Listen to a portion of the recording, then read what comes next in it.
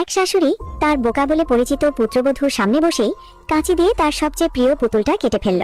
কিন্তু তিনি জানতেন না পুতুলটার ভেতরেই লুকানো ছিল একটি অদৃশ্য ক্যামেরা। পুত্রবধূ মিতা অনেকদিন ধরেই শাশুড়ির অত্যাচারের প্রমাণ জোগাড় করছিল। নিজের গোপন পরিকল্পনা ধরা পড়ে যাবে ভেবে মিতা আগের মতোই বোকা সেজে রইল। তারপর ধীরে ধীরে শাশুড়ি রহিমার ঘরে ঢুকে তার দামি কাপড় আর ব্যাগ বের করে শিশুর মতো নাড়াচাড়া করতে লাগলো। রহিমা প্রথমে হতবাক হয়ে গেলেন, কিন্তু পরের মুহূর্তেই তার মনে সন্দেহ জাগলো, এই মেয়েটা কি সত্যিই বোকা? সন্দেহ দূর করতে তিনি ছেলে সজলকে সব বললেন। সজল ভাবল আজই পরীক্ষা করে দেখা দরকার। সে মিতার সামনে এক গ্লাস ওষুধ এনে বলল, শোনো, এটা আমাদের কোম্পানির নতুন ওষুধ, একটু খেলে ভালো লাগবে, তবে পার্শ্ব প্রতিক্রিয়ায় কথা বলতে কষ্ট হতে পারে। তুমি তো আমাকে খুব ভালোবাসো, তাই না? আমার জন্য এটা খেয়ে দেখো। মিতা চোখ বড় বড় করে সরল গলায় বলল, ওষুধ? আচ্ছা খাই। সে এক নিঃশ্বাসে খেয়ে ফেলল। কিছুক্ষণ পর সজল আর রহিমা একে অপরের দিকে তাকালো। মিতা আগের মতোই শিশু সুলভ হাসি দিল। তখন সজল হেসে বলল, দেখলি তো, এটা কোনো ওষুধ না, সাধারণ একটা ভিটামিন ট্যাবলেট। এখন বিশ্বাস হলো?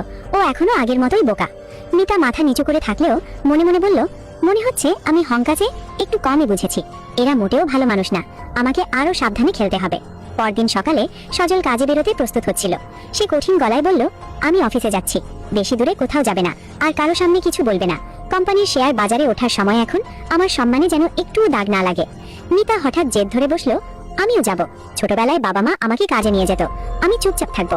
রহিমা বিরক্ত হয়ে বললেন, এই বোকা মেয়েকে অফিসে নিয়ে গিয়ে কি করবে? শুধু লজ্জাই দেবে। মিতা মাটিতে বসে পড়ে বলল, না নিয়ে গেলে আমি উঠবো না।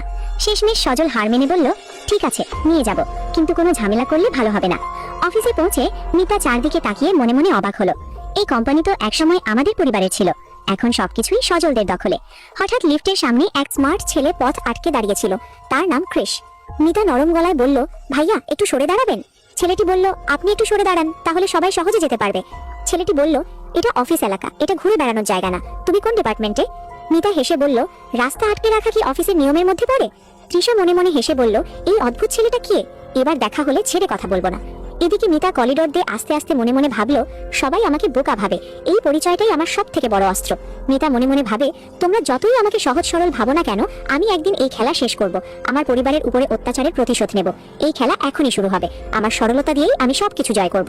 গল্পটি কেমন লেগেছে অবশ্যই জানাবে। পরবর্তী অংশের জন্য পার্ট 2 লিখে কমেন্ট করবে।